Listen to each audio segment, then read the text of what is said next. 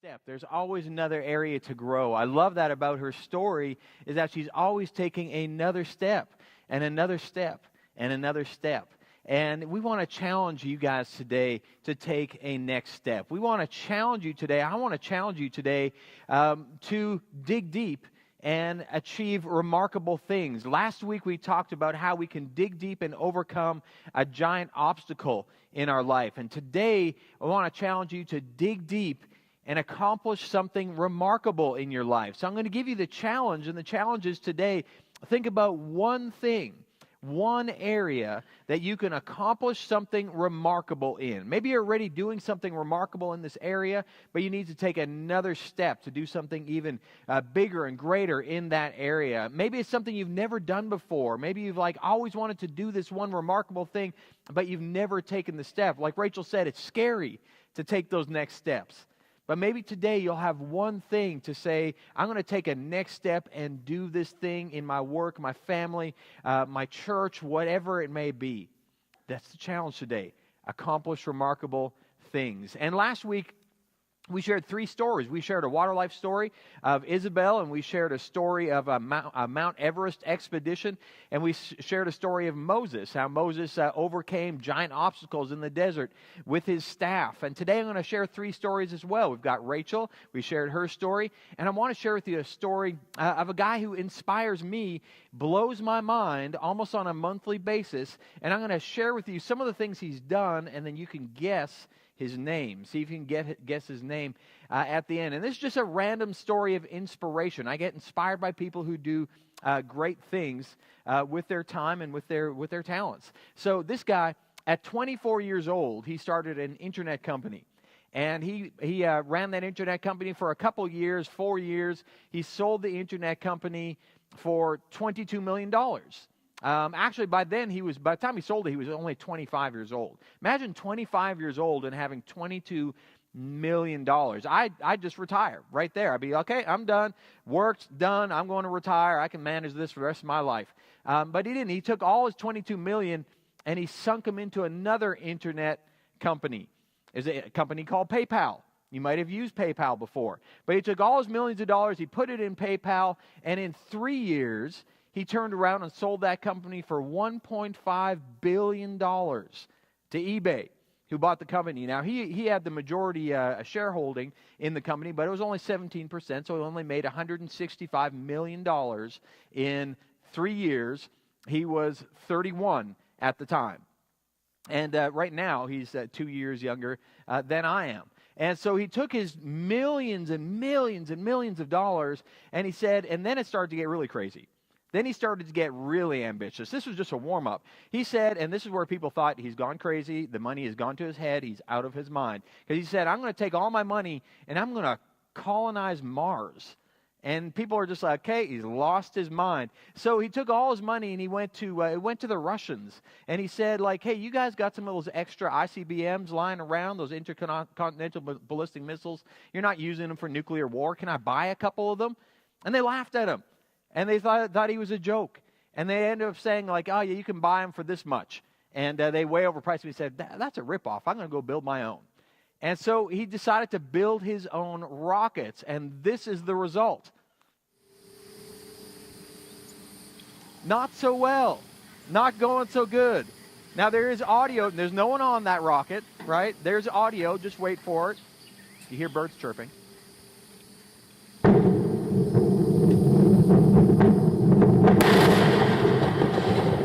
Decided to build rockets. He got this kind of results. And he would build more and more rockets, and he kept doing these things.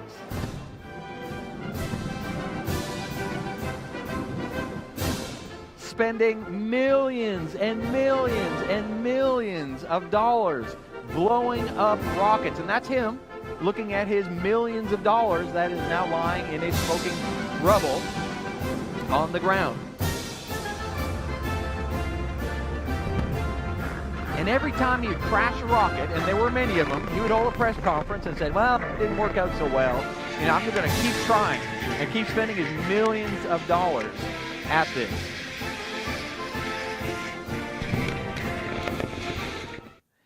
And And people were like, this guy is crazy. He lost his mind. Well, at least it's his own money. He's very firm. I'm not going to take any government subsidies for this. Government is not funding. This is private money. This is my money. I'm going to send people to Mars. And they thought he was crazy until he started doing things like this. And he's the only one now who can do this.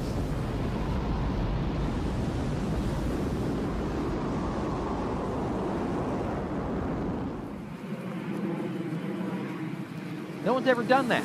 No one's ever reused a rocket and landed rockets like he did.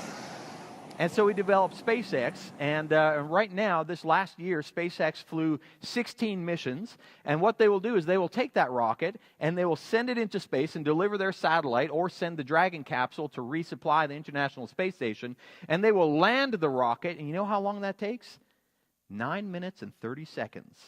To send a rocket into space, deliver a satellite, and land the rocket, and they get paid $84 million every time they spend that 10 minutes doing that. And that is still $300 million cheaper than their nearest competition, and what their nearest competition charges. And you know who their nearest competition is? Russia, the people who laughed at him. The people who said, you're not going to buy our missiles, or we'll charge you too much. And he said, I'm going to go build my own. He's taking all of their business right now, because he can do it way cheaper, and he found a way to do it, right? And so he went on, and this just inspires me, because here's a guy who's thinking about remarkable things. No one's ever done this stuff before, and here he is doing it. And next year he plans to do manned missions into space. He's going to send people around the moon, and he's going to take the last of Russians' monopoly in space. Only Russia does manned missions right now. He's going to start doing them next year, undercutting them by $20 million per astronaut that he delivers to the space station. And he's going to in 4 years, he's going to send rockets to Mars to land supplies, and within 7 years, he says he's going to put people there. And so that's what he does. And so I thought that was super inspirational. And in the meantime, he developed a car company called Tesla. He developed a solar power company called Solar City. He's doing the Hyperloop. He's doing from New York to Washington that he's working on. He's doing all these things. He's building the biggest factory, actually the biggest building in the world in Nevada that just produces batteries. And so he's doing all these things. And you know what? I just think that's pretty awesome. That's pretty inspirational. Do you think that's inspirational? Did I mention his name? What's his name? Elon Musk, right? There's a picture of him on Time Magazine. He got the 100, that was 2013 where he got his name on this picture. And I want, you know why this inspires me? Because God has created all of us in His image. All of you guys are created in His image, and God is the creator of everything. He created the world. He created everything. He created all of us. Right? We're all created in His image, all these incredible people on this incredible planet with this incredible potential. And too often I feel that I am not reaching high enough. I think I can accomplish more things, because if I'm created in the image of God, I have a next step to take. And I think we all do. I think we all too often settle for less than what we are capable of, whether it's in our marriages, or our families, or our jobs, or our aspirations, or our gifts and talents and abilities, whether we're a musician or an artist or an athlete or an accountant. Too often I think we lower the bar when we need to be raising the bar and accomplishing remarkable things. So maybe you'll never have your picture here, like Elon Musk does, but hopefully you can be inspired to go inspire other people. And today I just want to inspire you, but I don't want to just inspire you, because inspiration without application is a missed opportunity. So I don't want to just inspire you with this next story, the story of Nehemiah, but I want you to take the inspiration and make it into application, so you can take your life and say, what is my next step? What else does God have for me? What can I accomplish in my life that is remarkable? And we want to take a next step in our life. If you have your Bibles, or if you have your smartphones, or if you just want to watch on the TV, Nehemiah is a pretty amazing book. We're going to read from there. And here's a story of a guy who accomplished absolutely remarkable things. In fact, he was so remarkable they named a whole book of the Bible after him. Actually, the Nehemiah was originally called 2nd Ezra, because Ezra is right before it. Ezra, the prophet, and Nehemiah were alive at the same time. They had the same kind of goal. But after people just read Nehemiah, the book, And what Nehemiah all accomplished, they're just like, we should call it Nehemiah because he's pretty amazing. And it's a very historically accurate book. The things he talks about, the time, the places, the people, a bunch of it's still around today, 2,500 years later. Historians, religious and secular, will say the book of Nehemiah is incredibly historically accurate. There's 3 words that you can take the entire story of Nehemiah and sum it up into 3 words that I want you to apply to your life today. The inspiration and the application. So here's what Nehemiah did. He was inspired, he had inspiration, he got some information, and then he had determination to do something remarkable. So I want you to think as we read this story, what's my inspiration, what's my information, and how am I going to have determination to accomplish what God has for me? So here it is, chapter 1, verse 2.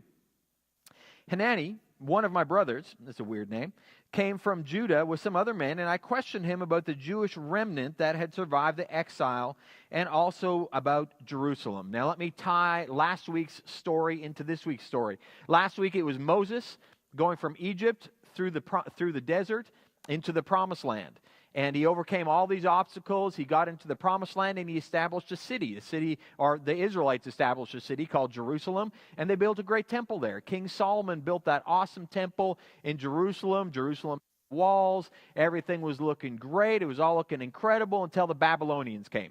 And the Babylonians wiped out the Egyptians and wiped out Israel as well. So they just tore everything down. Tore down the temple, tore down the walls. It was just a giant mess. And so the Babylonians were around for a while, and then the Persians came in, and the Persians wiped out the Babylonians. There's a cycle happening all throughout history. The next empire wipes out the last empire. So the Persians came in, they wiped out the Babylonians, and there's that Jerusalem is just a pile of rubble. And the Persians said, okay, Jews who were taken into slavery by the Babylonians, you can go back home.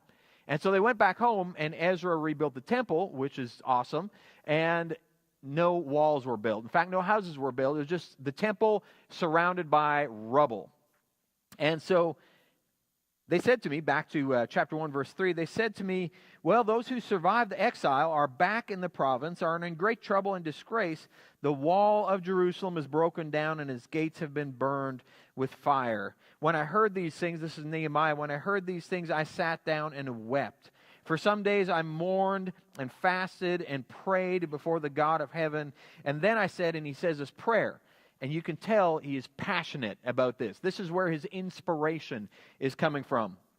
He says, Lord, the God of heaven, the great and awesome God who keeps his covenant of love with those who love him and keep his commandments, let your ear be attentive and your eyes open to hear the prayer your servant is praying before you day and night for your servants, the people of Israel. Day and night he is praying. He is inspired by the fact that the walls are in ruins. He's got to do something about it. It starts with prayer, fasting, focus.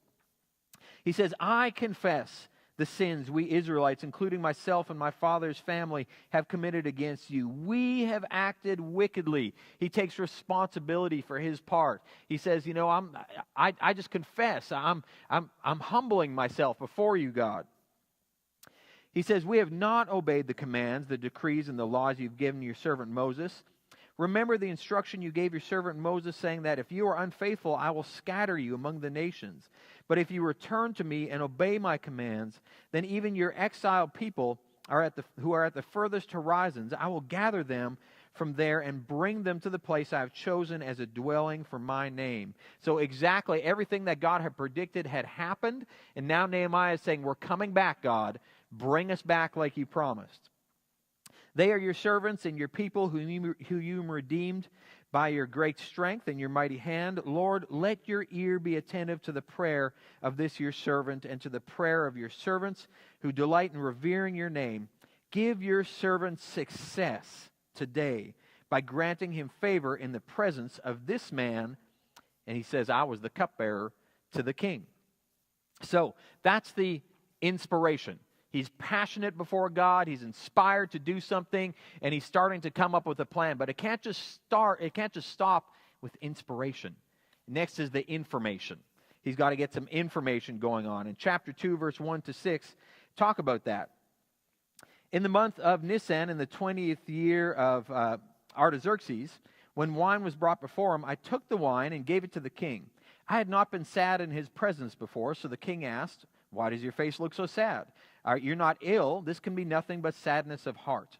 I was very much afraid, but I said to the king, may the king live forever. That's a good thing to say before you ask something to somebody. Just try that with your spouse sometime. May you live forever, wife. By the way, why should my face not look sad when the city where my ancestors are buried lies in ruins and its gates have been destroyed by fire? The king said to me, what do you want? Here's another good tip. Before you ask something, say, help me, Jesus. Right? And that's what he says. Then I prayed to God of heaven. He just says a quick prayer, help me, Jesus. And then he asks. And he asks for a lot. I asked the king, if it pleases the king and your servant has found favor in his sight, let him send me to the city into Judah where my ancestors are buried so that I can rebuild it. The king, with the queen sitting beside him, then asked him, how long will your journey take and when will you get back? It pleased the king to send me, so I set a time. And realize that this is the information part. When the king asked, what do you need? Nehemiah had all the details planned out. He knew exactly how long it would take. And I'll summarize the next chapter. He went to the king and he said, you know what? This is what I need. I need a security detail. I need part of your army to go with me because it's a bit treacherous, so I need you to send some of your army. And I need the resources to rebuild the walls and to rebuild the gates. And I need access to your forest and all your lumber people so they can supply all the wood and all the lumber to build the gate, all the gates around the city. And, by the way, while I'm there, I'm going to need a house to stay in. So if you can give me materials to build a house and give me the laborers to build my house for me while I supervise this being done, that would be great. And can you sign on the dotted line? And he actually did this because the king wrote letters and sealed them and said, Nehemiah can have all this stuff. And so what he did is he got all the information, all the details, he got all the resources, he did the financial feasibility test, he had everything lined up. Then he took his whole contingent and they marched over to Jerusalem. And when they were there, they arrived, they kept it low key. People were like, why is he here? What's he doing? He's got a whole army with him. What's he going to do? And he said, never mind, just don't mind me. And he went and snuck around at night. And at night, when no one could see, he took some key leaders and they went and surveyed all the wall. And he made notes. This is what's going to happen. We're going to have to do this. We're going to have to do that. All that information gathering was absolutely crucial. He dug deep and gathered the information to bring to his people. He dug deep for it. And then when he had all the information, he would go ask the people. In chapter 2, verse 17. He said, then I said to them, you see the trouble we're in? And this is after he's got all the information. He gets all the people. Okay, this is why I'm here, everybody. You see the trouble we're in? Jerusalem lies in ruins and its gates have been burned with fire. Come, let us rebuild the wall of Jerusalem, which I'm assuming at that point he probably just got crickets chirping. Like, rebuild the wall of Jerusalem? That's a lot of work. That looks like a huge task. And we will no longer be in disgrace. And then I told them about the gracious hand of my God on me and what the king had said to me. So he basically said, guys, I've got the king on my side. The king of Persia is on my side. God is with us. He said this would be accomplished. Look, I've got the army. I've got the security detail. I've got the timber. I've got the resources. And you know what they said? They said, let's start rebuilding. So they began the good work. That was the information part. Now it gets hard. And let me finish reading the results of all this stuff. The inspiration, the information. Next would be the determination. Chapter 2, verse 19 to 20. But, and here's where it gets tough. When Sanballat the Horonite and Tobiah the Ammonite official and Geshem the Arab heard about that, they mocked and ridiculed us. What is this you're trying to do, they asked. Are you rebelling against the king?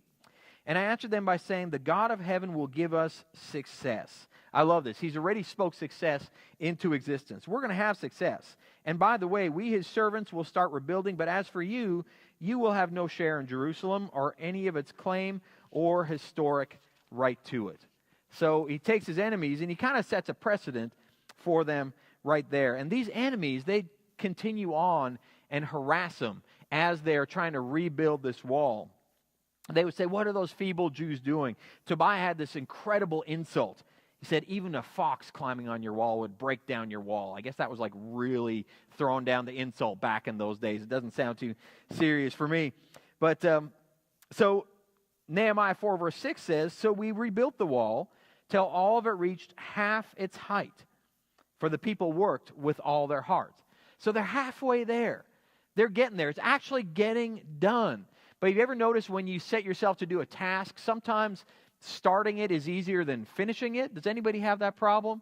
Right? Sometimes it's like that. So they started it. It was going good, but then it got even harder. It got really tough. Halfway there, they were running out of food. People were getting tired. And their enemies would not stop. Sometimes the enemy turns up the heat when you're getting close to completion of doing something remarkable. So Nehemiah 4, verse 14 to 23, talks about the heat that got turned up. And so they had these enemies breathing down their throats. And Nehemiah said, okay, guys, come here. Don't be afraid of them. Remember, the Lord who is great and awesome. Remember the Lord who's great and awesome, and fight for your families, your sons and your daughters, your wives and your homes. I love that. This guy is the greatest motivational speaker. He said, guys, come here. Forget about your enemies. Fight for your families. Fight for your wives and your children and your homes. Fight for it. This is what God has called us to do. When our enemies heard that we were aware of their plot and that God had frustrated it, we all returned to the wall and each to our own work. They kept working.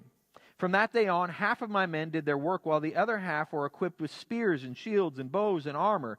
The officers posted themselves behind all the people of Judah who were building the wall. Those who carried materials did their work with one hand and held a weapon in the other hand. Can you imagine building a wall with bricks when you have a weapon in one hand and a brick or a stone in the other hand? It's going to be pretty difficult.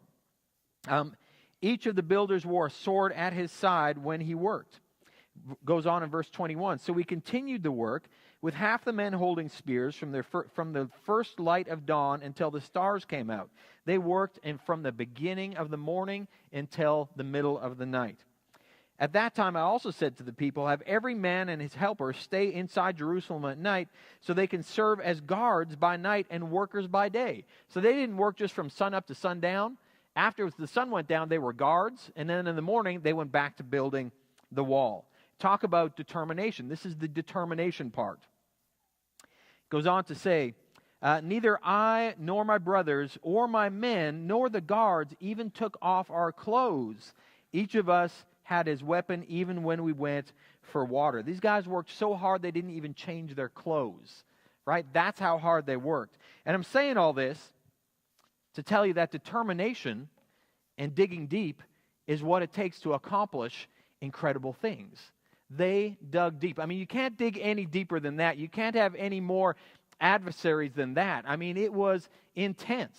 But what was the final end of their determination? What did they accomplish? Nehemiah 6, verse 15 to 16 says this. So the wall was completed in 52 days. Joe Sangel a couple of weeks ago mentioned this. 52 days. When all of our enemies heard about this, all the surrounding nations were afraid. They lost their self-confidence because they realized that this work had been done with the help of our God. And then something awesome happened. They had a huge party, which was incredible. They called everyone out. They got the musicians out, the choirs out. They got the food while they fasted and prayed. And then they celebrated and partied and ate and danced and all that stuff. And it was amazing. They accomplished something remarkable because they had the inspiration, they had the information, and they had the determination to get it done. And that work that they completed was there when the Persians' reign ended and the Greeks came in and took over the Persians. And that Jerusalem, those walls stood and that temple stood. And then when the Romans came in and took over the Greeks, that wall stood there and that temple stood there. And then when the Romans took over, not long after that, there was this guy named Jesus who walked through the gates that Nehemiah had built and saw the temple that Ezra constructed. And Jesus walked through those walls. And Jesus fulfilled all the Old Testament. That was the work that Nehemiah did. That's the inspiration that I hope for us would lead to application. So what are you going to do about that? I want you to take those three concepts and apply them to your life. What is your inspiration. You need the inspiration to do remarkable things. What is your inspiration? What are you passionate about? Is there something in your life you're passionate about? Is it your family? Is it your marriage? Is it your job? Is it your gifts and talents and abilities? Are you a great athlete or a good musician or good at finances? What are you passionate about? I think God wants to take what you're passionate about and use that, and He wants to take another step to do even more remarkable things with what you're passionate about. We have to figure out what we're passionate about and take that to the next level. So I like this quote by a guy named Howard Thurman, and he was a civil rights leader that actually inspired Martin Luther King. And he said, "Don't ask what the world needs. Ask what makes you come alive, and go do it. Because what the world needs is people who have come alive." That's an awesome quote. I want you guys to think, what are you passionate about? And pray about that and think about that. And that's the inspiration for you to do something about. And then take something you're passionate about and put some information to it. You need some information to do remarkable things as well. So if you're passionate about it, put some inspiration to it. Maybe it's your family. Maybe you're passionate about your family and you need to put some information in there. Well, how do I become a remarkable parent? What do I need to do? And I want to tell you that being a remarkable parent doesn't take remarkable amounts of money. But I want to challenge you to be a remarkable parent or be a remarkable spouse. Let me tell you a little bit about my wife and I. She had a dream to move to the Carolinas. It was her idea, not mine. I think it was God's idea. But she came up with it through God, I believe. And she said, we should move to the Carolinas. And while I'm down there, I want a German Shepherd and some horses. And that was her dream. I didn't have anything to do with it. And I thought, well, that's interesting. No one really moves from Canada to the Carolinas. They move to Florida or California, but let's go with it. And you know what? When we took her dream and we matched her dream with my dream, which was just to be in full-time ministry, to continue full-time ministry, to pastor a great church, you know what? Those dreams aligned together. And so we came down to the Carolinas, and that was overcoming some barriers. We had to have some determination. But now my wife has great dogs, right? She's got these great dogs, and we have these great horses in our little ranch that we have with our dog hanging around with them. They're all best buddies. And you know what?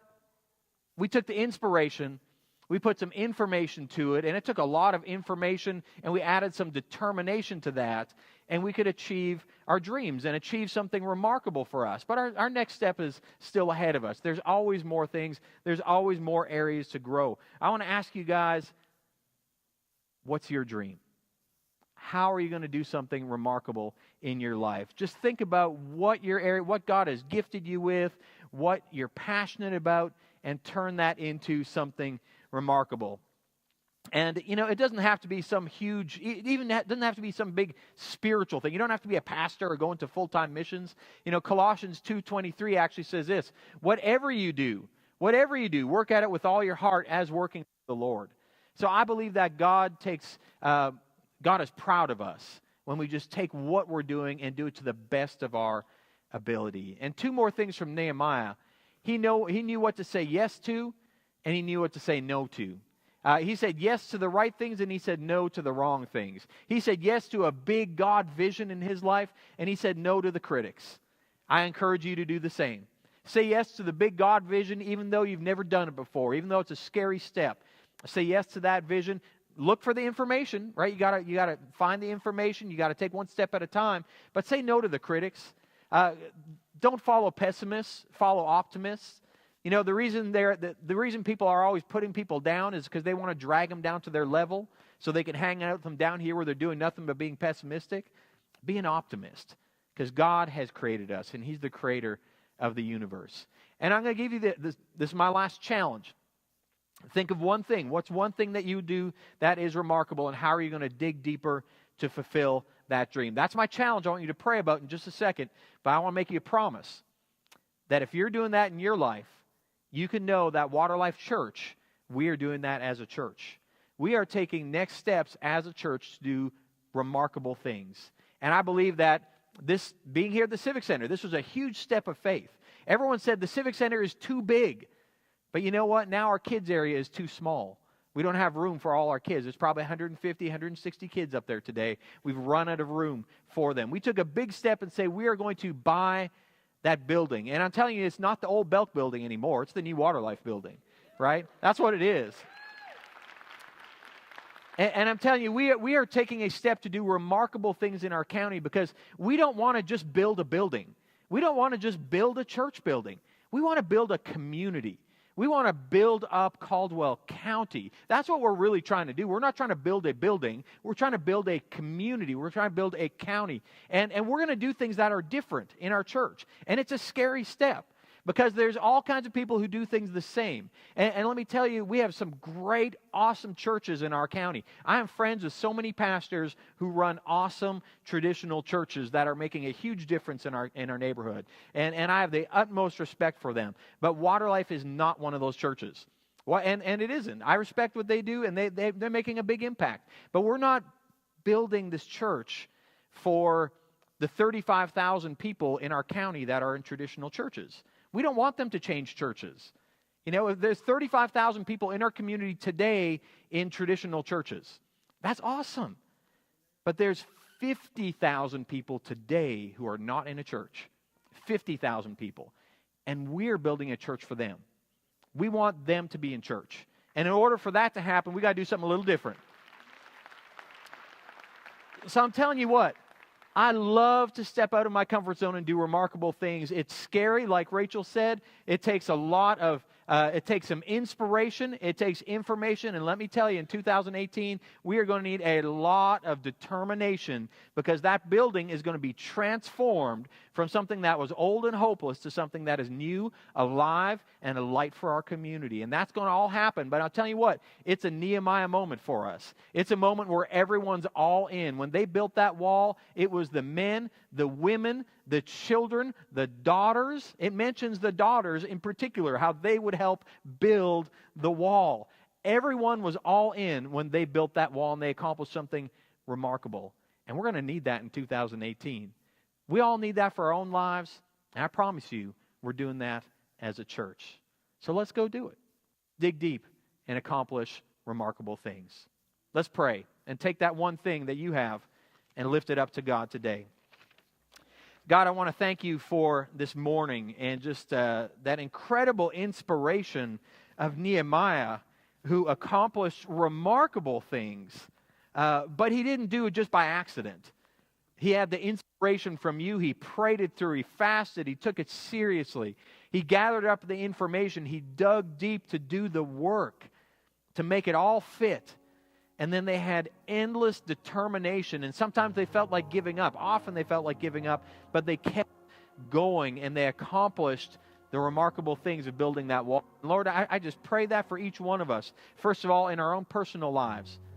God, give us the inspiration. Give us the information. Give us the details. And then give us the determination to do more than we've ever done. To reach our fulfillment. To reach what you've given us the ability to accomplish. And God, I know for myself, I can do more. I can do more remarkable things because you're in my life. You're giving me power. And I believe you're going to give me inspiration. Lord, I pray for everyone here. Let's just take that one thing that we're thinking about today. One remarkable thing that we can do. And let's start putting one foot in front of the other and digging deep to accomplish remarkable things. And Lord, I just pray for that as a church. As we go into 2018 with a remarkable vision, God, give us the determination and the teamwork to see it through. And I thank you for all this in Jesus' name. Help by saying amen.